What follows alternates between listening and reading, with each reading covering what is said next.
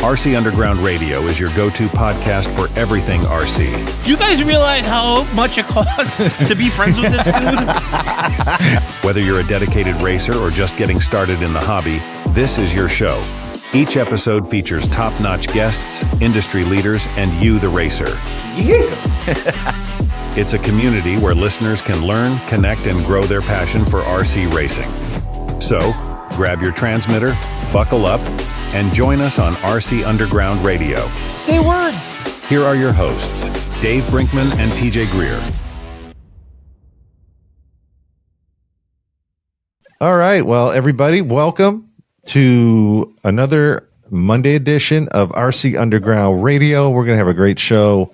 Of course, the one, the only, TJ Greer in the house. Yeah. And we're starting off strong right out of the box. By the time you hear this, the race of the weekend is over. And I'm sure it was amazing. But we got the track owner, Tony Rogers from Kempton Raceway. Tony, again, thanks for hanging in here with us and doing some additional social media with us. Hey, not a problem at all, man. It's a pleasure, honor to do it. And, yeah, I hope we have a great race this weekend. It seems like it's going to be good weather, nice and cool. We've been prepping the track this evening, trying to get it ready a little bit, and we're going to race this weekend. It should be a good time. Cool. Like I said, by now this race is over, but people are going to see it all over the internet. They're going to see it on Live RC. They're going to say, okay, we heard a little bit about it, in the live.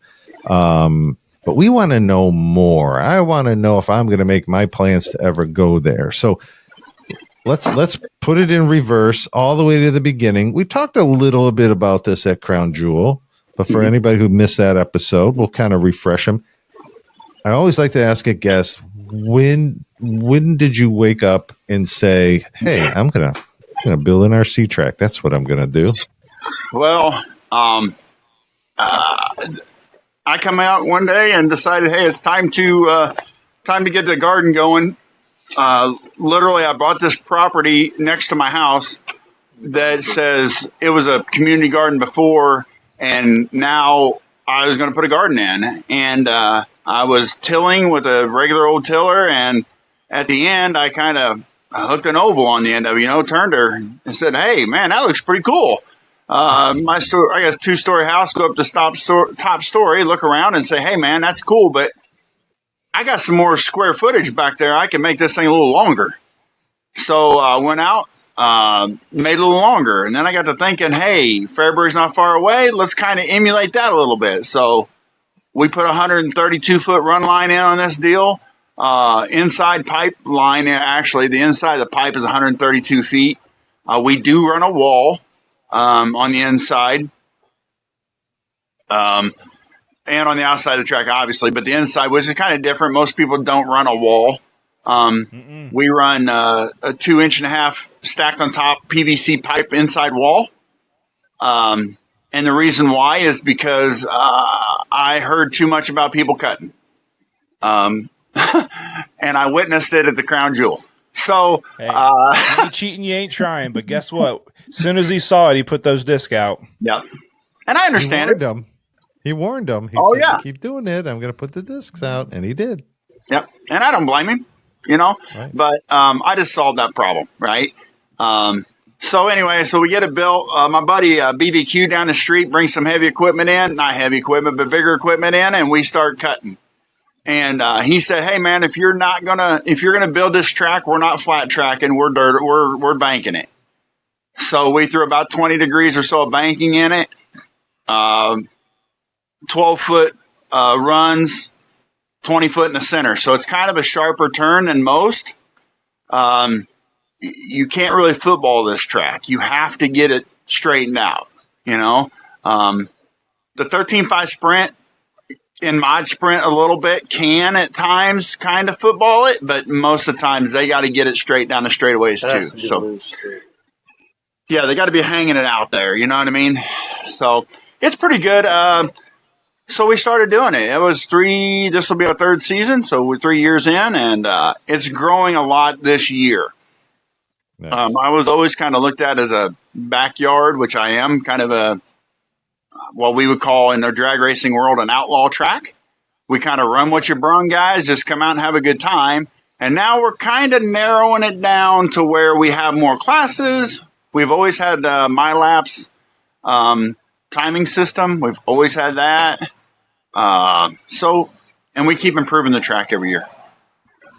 I think with you saying like you're an outlaw track, I think with you going more towards narrowing down what you're going to run, I think will drive more out of town racers, because you're looking at the other tracks currently and seeing what they're running, and I can't really say what you're conforming, but you're trying to get in line with them. So somebody that comes from, let's say, Layton Speedway in Iowa can race what they're racing there because they've already set up for it. You know what I mean?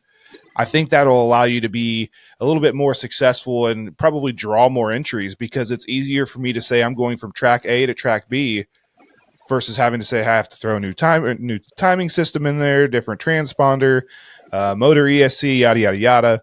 I think it'll help you a ton. Yeah, I agree with that. And I'm a big advocate for that. I'm a big advocate for track owners getting together. We talked about this at the Crown, getting together and making that rules package better, more together, where I can go travel. We can go to Layton. We can go down to the Oval Office in Central Illinois. We can go over to the Crown. We can, you know what I mean? We can go to BB Mods, which is really local to me, but you know what I mean?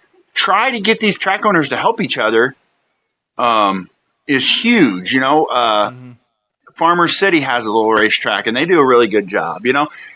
And we all try to keep them close. That way we can do that. And after my first year, I grabbed their rules. I made a few adjustments, nothing major, and we put them in place, right? But the word's just getting out more and more and more that, you know, guys that maybe didn't think our track was that well before started coming out, and then this hobby really expands or really gets smaller by word of mouth. Sure. You know, well, that's what we try. That's what we try to help with. You know, we try to help with that and get the word out there. So you talk about that, Tony. Are the tracks talking? Some of the tracks that you mentioned that are around you. Are you guys having those conversations? I know you did one of the first key steps. You kind of took a night of racing that typically people won't race, but it sounds like your guys like the Friday night. I can't say that they are, but I can't say that they are really jumping on board with that, talking back and forth to make them rules the same, right? But I haven't set that as a definite mindset that I'm going to make that happen. And once I do, some tracks will get on board and some won't. I'm pretty forward guy. So, you know, if I really feel like that's where we need to be, then I'll really talk about it and chalk it up and try to get as many guys as we can to get on board with the same. Close. They don't have to be perfectly the same, right? But right. I don't want to go 30 minutes away and have to change motor and ESC. 100% agree. 100% agree. You know, I really go ahead. What do you think in your mind currently is something that you want to be able to run at your track or change for the other tracks that you think would be successful for everybody?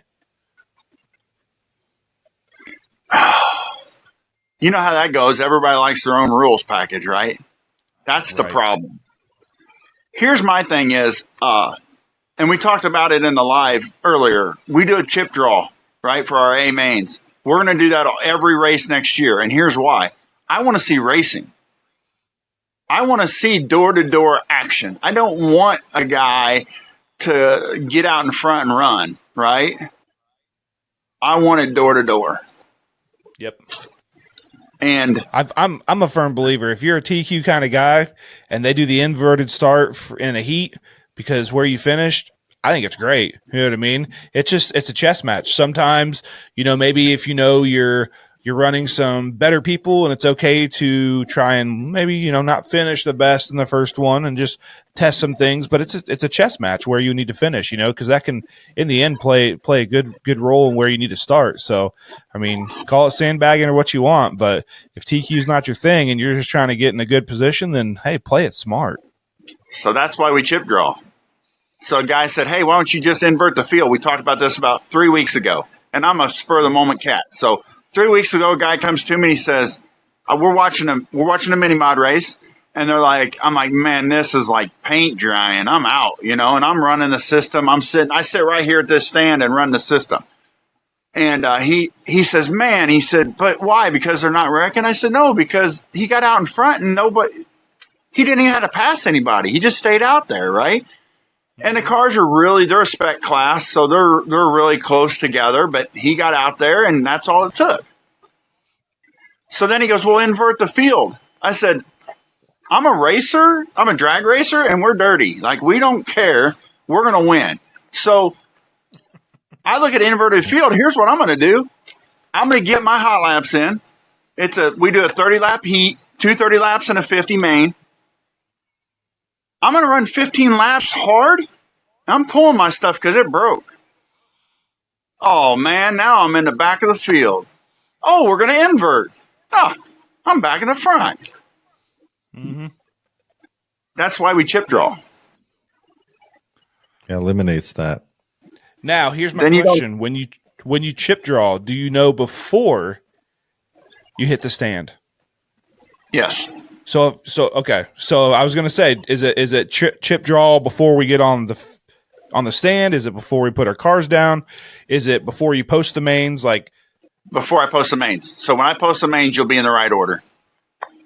Copy that. Yeah. I'm not. So what I do is I'll run all my heats when we get to the mains.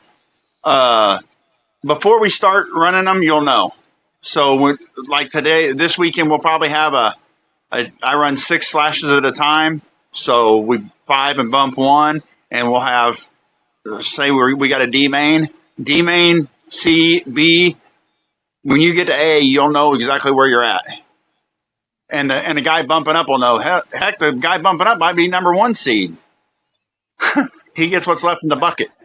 Imagine that. You transfer from the B main, bump 1, and before you ever even bump, I got the pole. Think about that as a racer in the lower mains. Are you going to run harder? Are you going to try harder? Absolutely. Man, I'm going to be second to get a whole shot win. Absolutely. Yeah. So it is what it is. I don't know. I just like the randomness of it, and we're going to see what happens.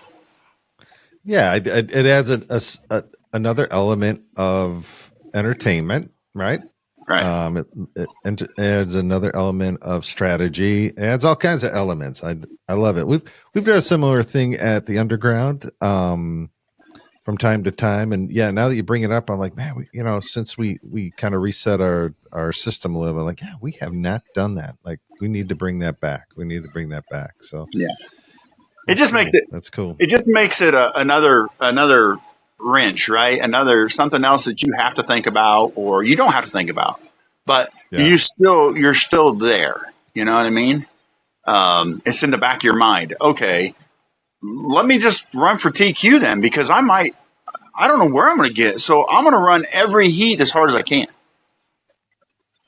So that's why we do it. It's the only way to do it. And we're going to do a chip draw. I mean, it's just, you got to figure it out.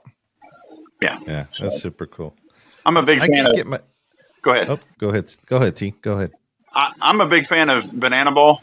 I've been listening to them. I know TJ's in on Ideal. You know what I mean? So I'm in on big on Banana Ball, and I've been listening to all his books. And you talk about somebody that thinks outside of the box. I'm gonna use some of Jesse's ideas, and RC in Kempton will be different. Let's put it that way. If you've never had a chance to not take Banana Ball for what it is, listen to the actual story, the trials and tribulations they went through about accepting failure and taking failure as it's going to be okay because we're going to do it better. man, it's inspirational to hear him, because the things that he talks about, he's okay. He's willing to talk about what they failed at. Was it they ran out of food by like the 4th inning or the 3rd inning? Right. People were waiting an hour and a half to get food on the first game because they feed them for free. That was the lure moment. That was we're going to go against the grain, and they did all these things and failed miserably. Look at them now; they're out there selling out national stadiums, and I got a chance to go watch them last year. Oh, did you? Oh yeah, it was the first. Well, it was last year. Yeah, no, it was the year before when they did their very first national tour, world tour is what they called it. And I saw them in Indianapolis at Victory Lanes. At that time, I was coaching travel softball, and my assistant coach actually reached out to him and was like, "Hey, we want to reserve this many tickets." I think at first it was like 100 tickets, and he was like, "We got a hold of their director or whoever, and was like, we'll reserve you 100." We sold 100 tickets just in our softball organization in like 5 minutes. Yeah. Like, hey, we need 200 more. So before they even sold to anybody, we were able to get on a list to reserve like 350 tickets just for our organization by itself. So we paid, I'll just say it, $25. When the day of the game was, people were hawking tickets for $600 a piece, and they were making money on them for a $25 ticket. Yeah, and that $25 ticket is all inclusive. Yeah, it's first come first serve. So no matter where you sit in the stadium, the guy sitting nosebleed or the guy sitting right there by the dugout with their kid just pay $25, and I thought that was the coolest thing in the world. Yeah. They came to Franklin Field here, new field that's been built by us. Yeah, and tickets sold out in less than 10 minutes. Like absolutely. And that was 2 nights. They were 2 nights, and it was done. So just like our fall brawl, guys, that's what we're talking about. I have no problem bringing in another idea from another sport, just like he did, where they weigh in. They weigh in all their players have a weigh in before. And so you got to weigh in. It doesn't mean anything. It's just a fun gimmick. So that's kind of how we're doing it. Our big races next year are going to be $20 to get in, 20, 15, 10, 10, 10, just like most people do for our Saturday races. But we're going to feed you probably. That's my goal next year, is to be able to feed everybody that's at the track on a big Saturday race. So I would be mad about it. Here's the question about that. Do they weigh in before or after you feed them? Well, we'll see how that works. I'm just asking for a friend, So, but yeah, I mean, guys, I want this stuff to grow, and like I say, if we can change some stuff around and make it different and make it more exciting when we were at Tony's, we enjoyed it. My son's standing here with me, helping me out with this technical stuff sometimes, And I said, "Hey, man, what did you think about the Crown?" And he's like, "Man, it was a good time." He said the racing was fast, it was fun. There's nowhere to sit. Yeah, to watch. Yeah. And I said, "Man, we did stand the whole time." And I don't blame Tony by any means, right? That's a huge race. There's a lot of people. He didn't have room to put that. But that's something I'm thinking about here, man. What do we do to help that? You know what I mean? Right. It's just little things like that. Yep. Yeah, benches. There you go. He's got the answer right there. So, that's what I'm talking about. Save me a bench. But that's just it. You know what I mean, guys? I think that's, like I've said before, the next driver, the next person to put a controller in their hands, the guy watching you. Yeah, absolutely. So I'm a believer in that. There's a million young eyes out there watching everything we do, how we handle ourselves, how we talk to people, how we treat people, how we respect people, and that's ideally what makes them want to get into it. If they see this guy's fast and he's good, or hey, this guy's good and he's hanging out with people and having a good time, I want to be that. I want to have that life, And it's cool, man. I don't care what anybody says. I'm an adult playing with toy cars for fun. Right. Yeah. What I like about the stands thing, especially where you are, people drive by. If they see some type of a grandstand or benches or something, they're going to say, "Oh, I think we can go watch that. Like, it's not Yep. a private thing, you know, Yep. like, oh, they're kind of inviting us. Oh, let's at least see. Let's see what it costs to watch. And they'll be like, and you say, yeah, it's free. Sit down, have a good time. Come on in. Yeah. We got a concession stand. Yeah, Yes, we are. you're looking for, you might be looking for, all guys are kind of our ages that are racers, right? But what about the parent that goes, man, I've really been looking for something for little Jimmy or my daughter to go do because I want them off the computer. I want them off their phone. Oh, I think this might be kind of fun, right? I think a mom just as much as a dad would bring their kids to that. Yeah. To say, okay, here, I'm going to sit over here. I'm going to it'd be great if they were involved with the car, but they can have a little of their time too if they want to, look at their phone or they want to read a book or whatever. But they know their kid is right in front of them and they're having a great time. I saw that, we saw that with Kevin's girlfriend. She loves to read, and she's like, this is great. She just sat there. She was reading a book, and when Kevin raced, she went and watched him race, and then she debriefed with him and talked about it. And then when he had to really get back into it again, she went back and read her book. She enjoyed her day. Yeah, I mean, she literally just came over, sat down in my pit, was reading a book, hanging out, and then would go back to Kevin's pit, and just back and forth, and that's the kind of friendship you would build up, you know what I mean? That's something you can build within this racing community where you can create new friends, you can create lifelong friendships, and, make a new racing buddy you can travel with, Yeah. Absolutely, for sure. Yeah, for sure. and, guys that have been out of the hobby forever, you know what I mean? Like, we've got a guy here. He came back after 20 years of being out of the business. So I don't know if you guys are familiar with the Moni racetrack here in northern Illinois. Mooney's had a great racetrack in Moni, Illinois, and it was good. This guy got out of it, and one of our good Kempton crew guys, he brought him back in, and he said, "Hey man, just come watch this race." Well, guess what? He's a staple here now. Purple Rain. That's it. That's him.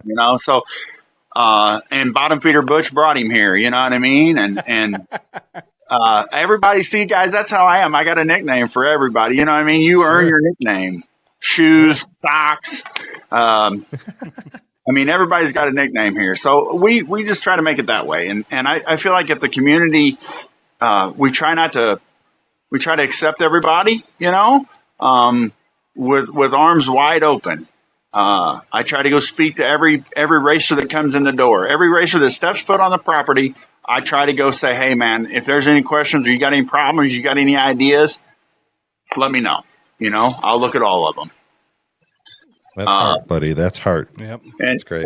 Another weird little thing real quick. I don't know what kind of time you guys got, but we're going to go next year. We're putting a comment box out. So we're going to put a comment box out. Everybody hates a comment box, right? Not me. I'm going to put a two-sided ticket up there. You're going to put your comment on one. You're going to take your other half. We're going to do a drawing for prizes if you put comments in, good or bad. Perfect. Just to get guys to give me feedback, because I want to know. Like, I'll make changes. The guy says, hey, there's a horrible bump in 3. Guess what I'm doing all week? I'm trying to fix a bump in 3. We tried to fix that already. You know what I mean? If a guy says, hey, the concession stand needs cherry Pepsi or Orange Crush. We got a guy by the name of Orange Crush. Everything he owns when he came here was orange. He drinks an orange soda every time. We keep orange soda on hand for him. Orange Crush is his nickname. You know what I say about that bump in 3? You know what I say about it as a racer? I'm going to figure out how to get around it. Yeah, well, and they do, but, as I told you guys at the Crown, man, that's my biggest fear is getting this thing behind me ready to rip, You'll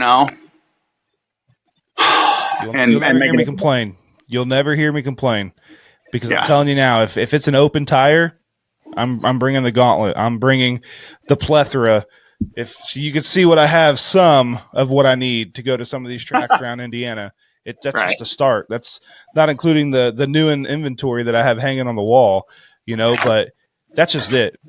If the track's not what I need it to be, it is what it is, I prefer certain things. Sometimes I want to race loose. Sometimes I want it to be fast. Sometimes I want it to be gripped up, but I'm a racer who's willing to spend the money, but I also have to respect the fact there's racers who can't spend that money. You know what I mean? So am I willing to burn through a set of tires to win a race? Yeah, I am. You know, if they cost me a set, that's for me. You know, but the guy next to me probably can't afford that, and I have to respect that. You know what I mean? So for me to complain about the track and what you are and what you're doing, you're giving me a surface to run on. I'm thankful enough for that. Right. You know, and I think a lot of guys don't see that. A lot of guys want to complain, and I don't say a lot. There's some people out there, right, that don't want to complain about it. But the reality of it is where else are you going to race? Where are you going to run dirt over? Are you going to find a baseball field and hope you can get around on it? You know what I mean? Like if they did it in Jacksonville. They did it. It was a baseball field. I'm just going to go ahead and say it. Is that what it is? It's an old baseball field. Like there's literally the, I guess the commentator's box, whatever you want to call it, you know, still stands right behind it. And so it sits kind of at an angle. So at night they use the lights still. It's a pretty cool aesthetic. That's cool. It's pretty cool. Yeah. I've never been down there. I've heard about it, but I've never been down there yet. Primo. How do you guys feel about loose dirt? I know we're in Indiana, man. Like if I can put some sprinters on and run some J-Con sprinters, I'm cool with it. We used to have this guy named Bart McAllister. We have the Salamone Reservoir here, and it's probably about 30, 40 minutes away from me. But he put a backyard track in there, and I mean the run line was like 200 feet, like 220 feet. It was massive. I mean, you would be full throttle like on a 5-turn motor and never had enough. But he let it be real loose and loomy, would throw peat moss out there to dry it out a little bit. And then he would just let it get loomy, man. We would sling nuggets and rooster tails all the way around this thing. And it was the coolest thing in the world, you know, but a lot of people hated it because, I mean, it's dirty, man. And you got to clean your equipment. It's messy. You know, people would prefer to race on high bite because it's clean. It's not as, you know, it's abrasive on your equipment, but it's not taxing to have to clean it up. You know, you could just wipe your equipment down and you're good to go. You know, some people don't like loose dirt because of that. When they think of loose, they think of dry, loomy, have to spray it off with a compressed air or something. And then other idea of loose dirt is, you know, muddy, sandy kind of, I mean, I don't know really what you want to call it, nuggety kind of dirt. Right. You know, and that gets heavy. Marble. You know? Yeah. That's, I mean, like you say, that's kind of how it is here early on. You know, it gets marbly a little bit, but it all pushes to the top. We blow it all the top, and then we don't have a top line. We got a low and a middle.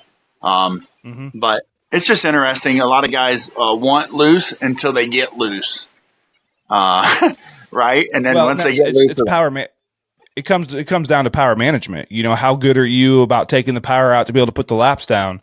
You know, I think they forget when it is loose, you're not going to have the traction you get when you're on medium to high bite, you know, nowhere near it.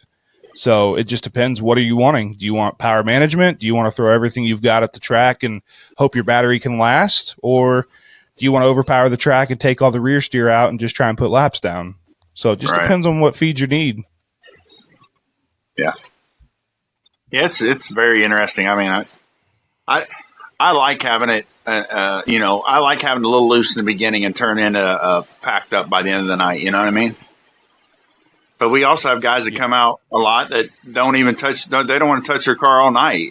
And you just can't do that. You know what I mean? The track's going to change. We're outdoors, guys. Just imagine what the sunlight does, you know, and some of the younger and newer racers probably don't realize, you know, what the sun has an effect to on the track, you know, even from turn to turn. You know, there's more corners in a track than there are straightaways. So where we win races is in the corners. Yeah. You know, just like at Tony's track when you were there at Crown Jewel, midway through the day, getting that sun to set, the backside of the track, you know, he wouldn't have to water 3 and 4 that much, but he'd have to really lay it down in 1 and 2. So the track was very, very different. But once the moisture was in it and he kept it in it like he did, once we got to mains, it was absolutely money. Yeah. Where it matters most, in my opinion. I'm watching your son in the background water the track. So, okay, you said you're a promoter. You got to figure out a way to put some kind of light on his hose that changes colors. So as he's he was just doing this big rooster tail. I'm like, ooh, like a blue rooster tail, and then it switches to red, then it switches to green. It'll be like an ice thing, something to amuse the people while he's watering the track. Yeah, he helps me a lot. He helps me. We talk about it. Hey, what do you want to do? Do you want to roll that in now? Do you want to not? You want to put a lawn tractor on it, or you want to put the smart car on it? You know, what do you think about this? What do you think about that? And again, he races here and there. I've got 3 boys. The oldest one's moved out and not doing it. The middle one, he races, and he's pretty good, but he's a big gamer, right? So that helps. This one behind me, he games, but not as much. But he's out helping with the track. So, you know, he'll be able to take over whenever I'm old and be able to run a track like this if he wants to, because he understands it, right? Where the other one will take over the racing side of it whenever he wants to, because I'm going to be too old to see the parts. So I feel like it's amazing that people don't understand or don't see that when a young kid comes to a track. As I showed in the live feed, the mini mods are very durable. I'll hand a kid a mini mod all day long and say, "Hey, go bash it." I mean, get laps in, see what you think. Right. You know, right. Hey, Tony, one quick question before we let you go. Where did your racing start? Like, when did you start in RC? Man, when I built the track. Okay. So I had an old Revo. I had an old E-Revo back in the day, a Snap-on edition. I'm a mechanic by trade, and I had an old E-Revo because Snap-on had a deal on it, and I bought enough stuff. I don't even want to talk about that. The wife might be watching. There wasn't no deal on it. There was no deal on that Snap-on Revo. You paid the price. So I had that, and I bashed that, and it was so boring. Like, I got tired of doing it. You know what I mean? So that's when I built the track. So I started messing around, but honestly, I don't drive enough. I do want to build a buggy street stock to run because I want to go to other tracks to support them, especially in the wintertime. I want to hit PTs. Mm-hmm. You know, I want to go to Go Fast. You know, I want to go to those tracks. I want to come up by you guys up there at Attitude, right? I want to go places, and I want to take the boys with me, right? And so those mini mods, I own about 7 of them, because that's our house car, right? I can put people in 3 of those if they come out, and we're down to only a few guys brought them that normally run them. I can put 3 people that have never gotten a car before, and I don't care. Here, have them. Here's controllers. Here's the cars. You're in heat number 3. Let's go. Right. Yeah. So I want to build cars that I can go to other tracks to race with now. You know what I mean? Sure. And that'll be. I will say that'll be tough with mini mods because there's not very many that are running 4-wheel drive. Right, and that's just it. That's why we're going to go to a 13.5. We run 13.5 just stock in our buggy street stocks. That's what most of these guys are running. So I think you're making a good choice trying to go there because there's a lot of tracks. Their staple cars are 13.5 street stock, and it's very big age gamut. You know, you've got the youth all the way up to the old guy, and in between. So it's always a good class. It's very competitive where we are around here as well. Yeah, that's what I think. So, but I don't race much at all. I mean, I'm busy with this, and I'm kind of like Tony, another Tony that kind of runs it all. You know what I mean? Like, I run all the timing. I do all that. I wet the track. I got a few of my Kempton crew guys that, hey man, you want to put some water on that, and they'll help me. But for the most part, I run it by myself, so I don't get much time to put laps in. But yeah, so and I want to get one last. Go ahead. Oops, no, you go ahead. Finish your thought, Tony. I want to get back into the 1RC stuff this winter a little bit too. I know you guys are hot on that, and we run it. They run it up at the Thunderdome in Morris, Illinois, not far from us. So a bunch of our Kempton crew guys run that in the off season. So great, huh? They might have to negotiate to get you the Foam Oval Nationals in April. What do you think? I mean, I don't know. I'm game for anything. I'd like to go. I mean, I'd at least like to watch it. Well, there's probably going to be a certain presenter of this podcast, Carpy's very own Derek Carpoletti, making his appearance out there. And I believe that I'm going to make my way out there as well because I don't run 1RC. But I've made a deal that I will run if it is Wild Thing wrapped. Yes. Nice. Yes. And hey, Tony, I don't, so it sounds like you have some 1RC cars then, right? All my guys that here have multiples. My Kempton crew guys, there's like 5 of them. I bet they got 25 cars between them. So, Nice. I mean, I Yeah. can get Nice. one. Oh, yeah. Bring them on. Let's run the dirt lights. Okay. Well, no. Oh, they come out with another car. Let's buy that one. Oh, let's buy that one. Because they're so reasonable, man. That's such a great, reasonable car to be able to get around on. I have some aspirations to do some stuff as a promoter for that also, as in a portable 1RC track. Mm-hmm. Kind of like they run out east where it's all in wood. But I don't know that that'll happen. We'll see. Thank you so much for joining us. Thanks, guys. I appreciate everything you guys do for the hobby. Appreciate you, buddy. Thank you. Thank you. Folks, are you looking to gain a 10th on the racetrack or maybe get a few ladies like Taylor Swift in your pit stall? Well, I'm sorry to say that Carpies can't work miracles in those departments. But here's the good news. The folks at Carpies can definitely help you become the ultimate toy car nerd just like me. How, you ask? Well, with their custom wraps and killer collection of official RC branded merch. So while they can't promise to shave a 10th off your lap time, they can save you 10% on your next order with promo code RCU10 upon checkout at carpies.com, CARPYS.com. Wrapping winners since 2013. Papa Willie's Traction Tonic has been curing poor traction since 2016. The name says it all. If you're not popping wheelies, it's not Papa Willie's. Papa Willie's has become known across the United States on dirt oval to off-road, asphalt to concrete, carpet to hardwood, and so many other surfaces. Papa Willie's continues adding to their lineup with tonics for cold and hot weather, loose dirt to high traction, dry dirt, wet dirt, clay and abrasive surfaces, along with anti-drag bearing oil, tire cleaner, tire glue, pit accessories, and swag. You can find the complete Papa Willie's catalog at www.papawillies.net. Prepare for victory with Papa Willie's Traction Tonic. Be sure to use promo code RCUR for 10% off your next purchase at Papa Willie's. All right, everybody. We told you we had some breaking news, and we've got the man to talk about it. We got Kevin McNatt on with us. Kevin, thanks for joining us tonight. Yeah, thank you for having me again. I think sure. This is the second time I've been on the show, not counting the Crown Jewel race. So, Right?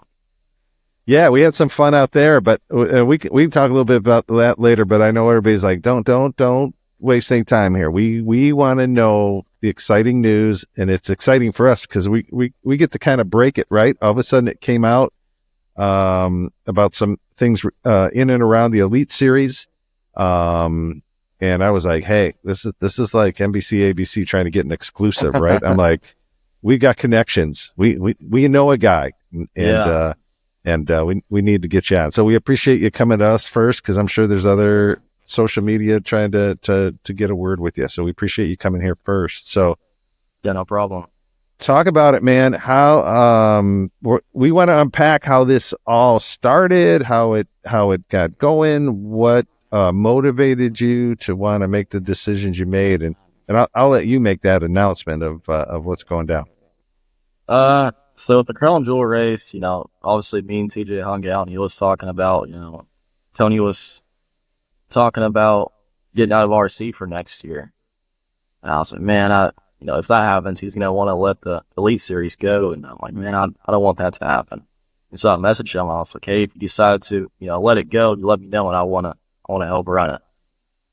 And he messaged me last week and was like, hey, I think I want to let it go. This is the price. Mm-hmm. You pay me this, and Elite Series is all yours. So cool. So then that's done, right? That's 100%. It's in your hands now. It's still in the works, but I'll definitely be the promoter for next year. So nice. So nice. You can safely say you've solidified that you will be the guaranteed promoter for the Elite Series for the 2025 season. I'm taking it over for next year. Perfect. Nice. Yeah. So as a racer, and you've been to Elite Series races, and you and I, we talked last season that this isn't your first rodeo in terms of promoting events. Like Right. you've promoted some events. For anybody who's going, wow, he's a great racer, and I know he won Crown Jewel, but really he's gonna promote a race. Yeah. This isn't new to you. This isn't new to you. So, and I know it's new, and it's not even a week old, but it's gotta be whirling around in your head. Are there already some ideas and things that you're thinking of doing? Man, I don't want to change anything for what Tony did because he had a great series. Obviously, obviously we're gonna keep the format the same. Obviously, I want to keep it up in the Midwest still. I think we're gonna have one track down here, so everything's gonna pretty much stay the same. Spec tire. Tropes is still gonna be badass from Telegraphics, so I think everything's gonna stay the same, just different promoter. Yeah. So my biggest question to you, being that you are on JCon, what would it mean if you went from Quasi to JCon? Is that something you thought about, or are you strictly sticking to Quasi Speed DEs? I've definitely thought about the sprinters because I can obviously get my stuff through J Concepts. Mm-hmm. The biggest thing with the Quasi Speed tires is there's no other compound, and you got two different tread heights. You got the low pin and you got full tread. And pretty much, I've talked to some guys, they pretty much work everywhere up there. So I'm like, you know what, this is probably the best spec tire there is, obviously, for this series. So I think that the Quasi Speed for the buggy-based classes and DE for the SC mods be a good option.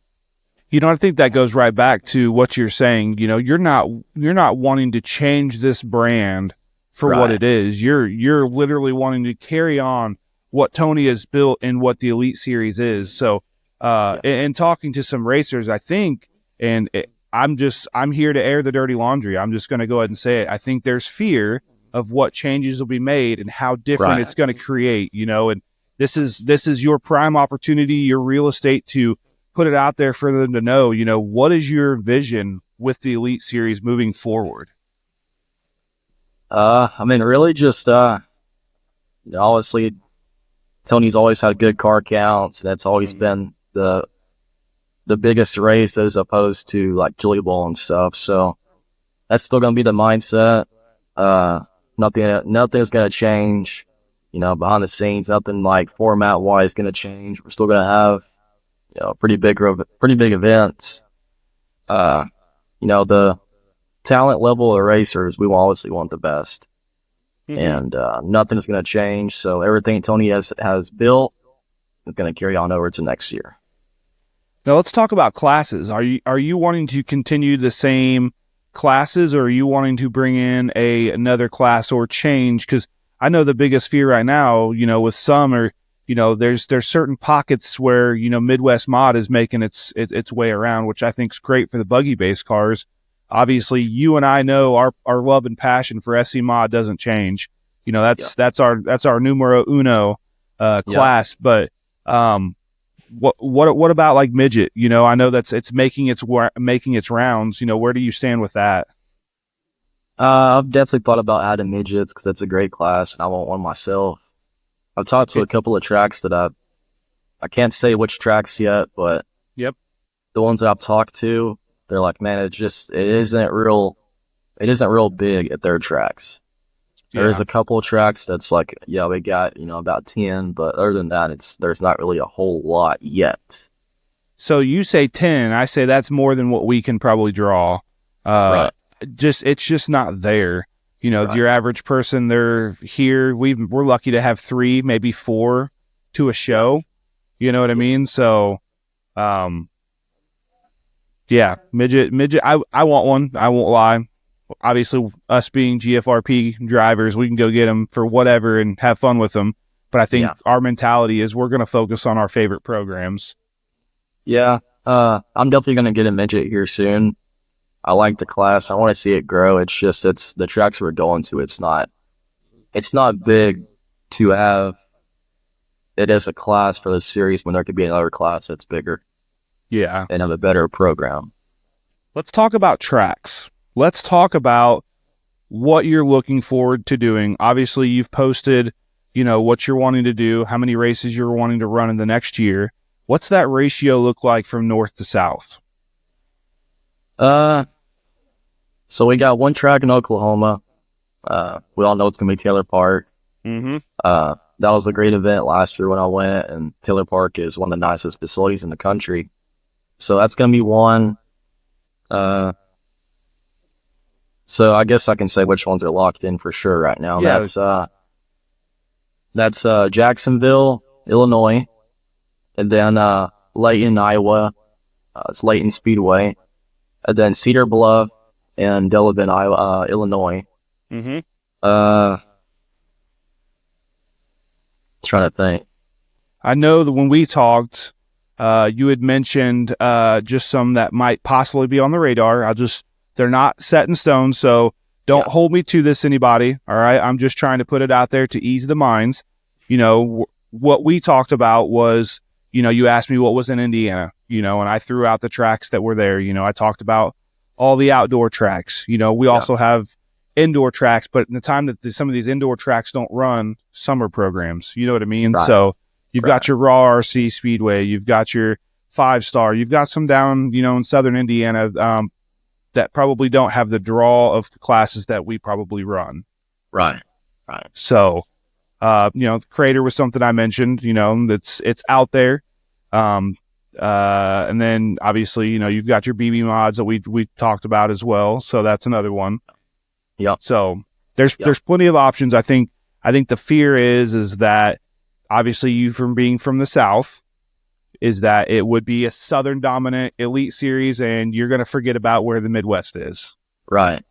No, I love racing up Midwest. The racing down here just isn't like the Midwest. Let's just say that, that's what makes it different. What makes it so much different?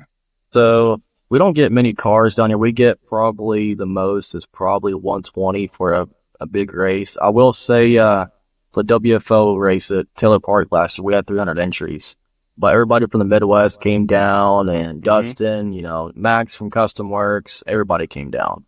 Yeah. A lot of tracks down here just, they're not, I don't want to bash any tracks. Oh, they're not. No. They're nothing like up Midwest. Let's just say that. It's got to be it's got to be that Midwest hospitality we carry. Yeah. Yeah. Well, there's a real. I've been up there. Yeah, They're I think surrounded by cornfields. I think some of it too is like we have such a limited time in the year to race, so you have to take advantage of it. And when there's a series like that level of a pro series that's in town, you better go support it, right? Because you don't get many chances like that. So, Kev, I greatly respect you for being your openness and honesty. Again, it's just happened this week. Yeah. And we're kind of hitting you a little bit with some stuff, and you're being super confident about it. I love already. You're really looking at this smart, like, okay, yeah, you've got one, you've got one out south, but it's only because it's a track that people from the Midwest will come to. Mm-hmm. So they're confident to make that move. They're going to be excited to run that track. It sounds like it has a great turnout, and it's a pro level track. Checks all the boxes. Yep. Nothing wrong there. But then you're saying you're not going to take its Midwest roots and pull it apart. And I would hope that a lot of people that hear that are going to be super excited and say, yep, I'm all in. That was my fear. Bring it on. Now let's start counting off the days on the calendar, and let's just get these races going. Because tell me if I'm wrong, like when Elite was here, you came to all of them, right? Pretty much all of them? I came to the one in Jacksonville, and I obviously went to the Crown Jewel. Right. Then there was the one at Taylor Park that I went to. Yeah. So, I mean, you're a part of it. Like, yeah, if people say, oh, he's just saying that now, but down the road, he's going to pull it south. I don't see, and I'm not holding you to that right now, obviously, but I don't see that happening because it sounds like its success Right. is built on it being in the Midwest and taking favor to tracks south that can be equal to the Midwest. I mean, that's pretty bold that you're saying, hey, Midwest tracks are where it's at. Yeah. Midwest drivers are going, like TJ's going, yes, yes, somebody that understands, who's now a promoter. Super exciting stuff. I appreciate your openness about this. Yes, sir. But what do you need? I know everything we've talked about. Obviously I'm not going to air our text messages out there for the world to see. That's A to B conversation. You can see your way out of it, kind of thing, right? So what do you need? I know obviously GFRP hopped on as a title sponsor, so thank you, Dustin and the team, for that. Obviously we greatly appreciate that. That's huge. I mean, to continue, one, they believe in enough in you as a racer, now as a promoter, but they believe in what the elite was and what it's going to be to continue that. So that's a big deal, right? Yeah. So what else do you need? Man, we're just looking at different sponsors for now. I've got a good list right now, a pretty big list. And so I think the more sponsors, the merrier, to be honest. Also, we're going to have a raffle and giveaways at every event. I think really the only thing now is we're looking for, a sponsor to kind of help out with trophies, because the trophies are pretty dang expensive, especially when they're badass. So. Right. Let me see what I can do. Let me see what I can help out with. Yeah, and I can say too, for the show, when you start to put out a marketing doc of what you're looking for marketing partners, please make sure you send that my way too. Well, we want to find a lane. We want to be involved. Definitely want to be involved. So heck yeah, we'll definitely have you come on with us. Sweet. We definitely need to have you at a couple of races also. Love it. Love to bring the road show. If we can do elite road shows, love it. Yeah. Hey, I even said if we were to do the road show and I was to go, I would focus on one class. I would devote just one. So you know what that's going to be. Yeah. And I would not be adverse to jumping in the car and coming to Oklahoma. So let's see what happens there. That track sounds phenomenal. It's definitely it's a nice place. Everybody there is super nice, and they take care of the track. So it's awesome. Beautiful. Anything else, guys? I know we don't want to let everything out, because we know how this works, right? You got to let a little along the way so everybody stays involved. This is, I believe, is going to be the story of the winter. Like, everybody's going to be looking forward to updates. Hopefully we'll have you on some more when some things drop, and we'll be like, okay, wait a minute, we got to get Kevin. We got to unpack this. We got to get Kevin on, right? So yeah, it's a pretty good secret. We've been talking about it for a while, and I hadn't said a word to anybody. Nobody even knew. So when it was posted, I was like, yeah, that's the thing. So, no, man, I'm excited for you. I think it'll be good for you. Obviously, I think there's reservations out there in the racing world, and you just got to come out there and do your thing, man. You got to prove them wrong, and prove them right, because there's obviously you've got big advocates in your corner that are going to support you. And I think it's massive, man. And now you just got to come out and put on a hell of a show. You got to show them exactly what you're looking forward to doing. And obviously us getting you on the show was to air that out. I want them to understand that, there's things you want to do that's going to make it better. There's things you're probably going to fail at, and it's okay. You know what I mean?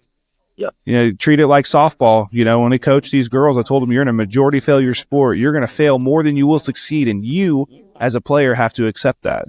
And it's okay. It's okay to fail and grow and learn, but here's the other side of that. The caveat is, what if Kevin McNatt didn't purchase this? Where's elite?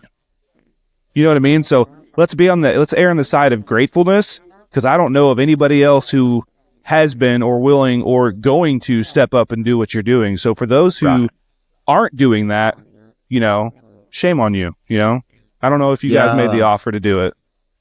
That was definitely my fear is, what if somebody takes over this series and not necessarily the best at it? And I'm not saying I am at all, but what if they, change stuff and, change stuff for the wrong reasons, and it just isn't as big as it was. And that was my fear, or even worse, just not having an Elite Series at all. So I definitely want to keep everything the same that Tony had because it was nice.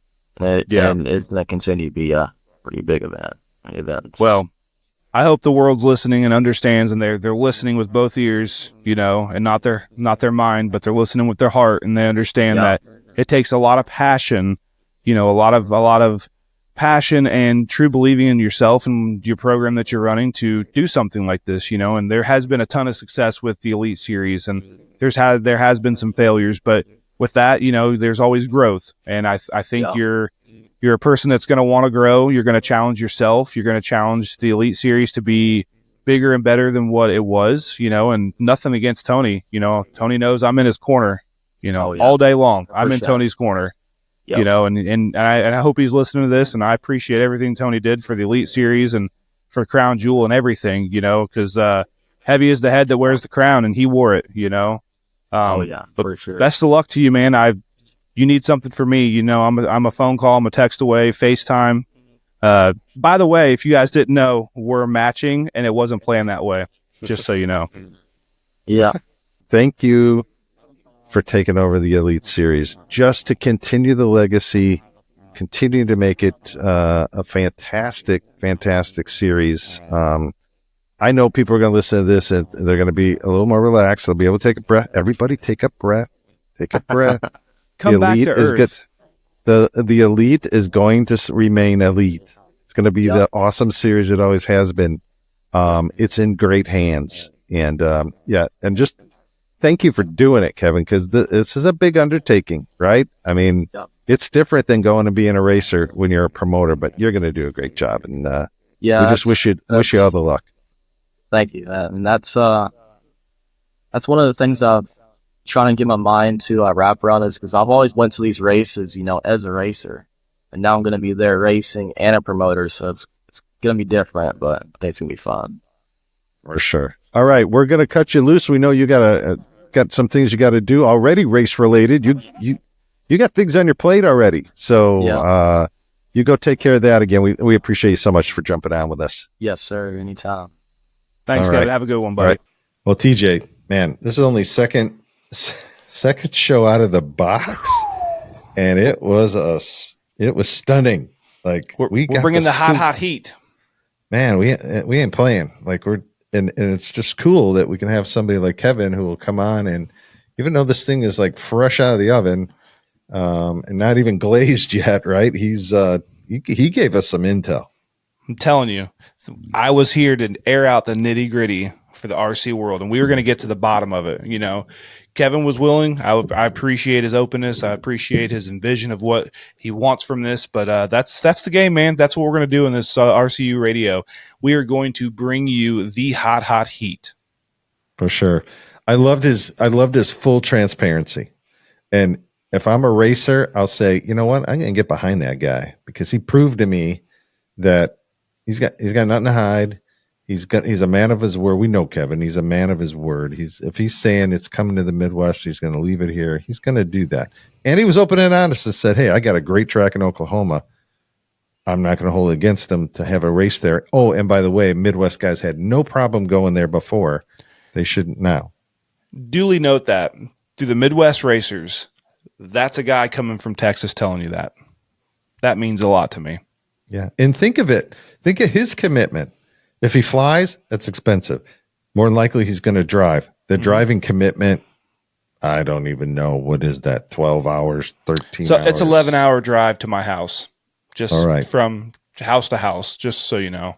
And he's made a commitment to say, oh, yeah, it's worth it to the series that I drive and, or I commute to the Midwest.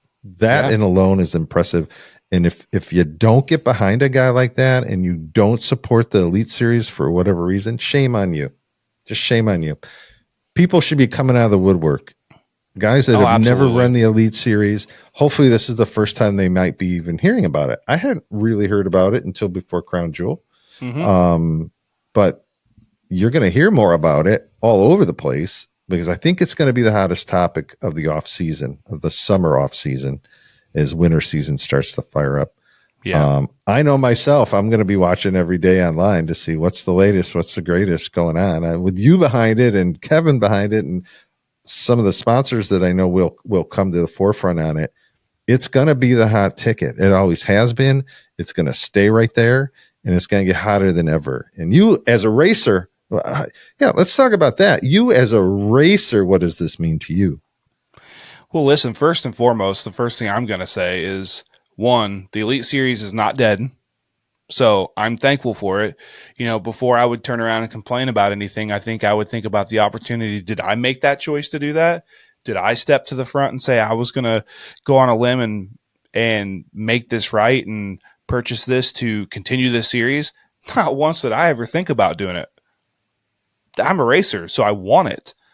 I as a racer, I love it. It's a great series. It's great to bring the best of whatever area is going to come and make out to it, and it'll challenge you. It'll humble you as a racer. I think it's great. And Kevin was fully transparent about his vision and what he wants, and keeping it very what it is. The legacy of the Elite to continue to be what it is, and just growing it. Yeah. So I'm excited. I'm going to be behind it. I'm going to race at it. I'm going to compete. I'm going to do what I can. I'm going to promote it. Whatever Kevin needs from me, I'm in his corner to help, so I'll put that out there. If you want to help the Elite Series, you're a sponsor. You're looking for that sponsorship. I will get you that letterhead. I will get you that formal invite with information that you guys need from Kevin, and we'll go from there. So I'm going to say it first. If you're looking to sponsor the Elite Series for the 2025 season, Kevin McNatt will be gladly looking forward to hear from you. Well, with that, buddy, I mean, what do we add to this? Like, we got to end this thing while it's hot, right? Stamp it, put it in the mail, ship it. Woo, crazy. So much fun. We had 2 great guests. It's so much to unpack as the season goes on. We got some great guests coming up in the next couple weeks. We're going to continue to do our open shows. We're going to keep campaigning and get that crazy Ryan Ratzlaff on here at some point. He can run, but he can't hide. So I'm working on him. But a lot of fun things. Going to be a fun season. Our march to 100 episodes. Like we said, and I just got this thing where I want to get one of them crazy plaques. I want it sitting back here. We need to get there. Pretty neat. That'd be pretty neat. And I got to thank people because we just started talking about this last week, and it's climbing, folks. It's climbing. So keep doing it. Keep liking. Keep sharing. Keep subscribing. Subscribing is the big thing. So I'm kind of old. TJ's young, so he's more into this how the social media part works to get to this plaque. I just want it. So help us out. Us out, and do what you can do. Again, thanks everybody for joining us. TJ, you're the man. You make this so much fun. So glad you've joined us. Everybody, thanks for joining us. We'll see you again next week. Enjoy the show. Thank you for listening to the RC Underground Radio Podcast.